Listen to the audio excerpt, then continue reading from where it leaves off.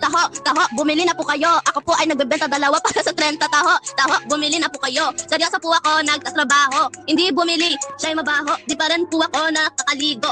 Ako lang ay naghahanap buhay para may mabigay sa aking nanay. Mararen mo sa computer shop. May taho na nga kayo, may libre pang rap.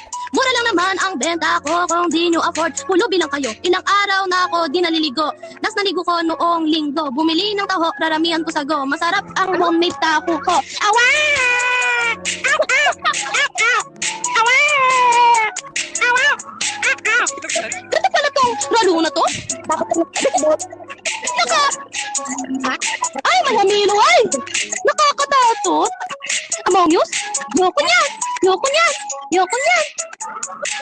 Ibang-iba, pagbatang ina. Dami na nila nang nalait sa akin pero wala ko pakialam. Dami nga nila mga basher ko pero wala sila supporters ko.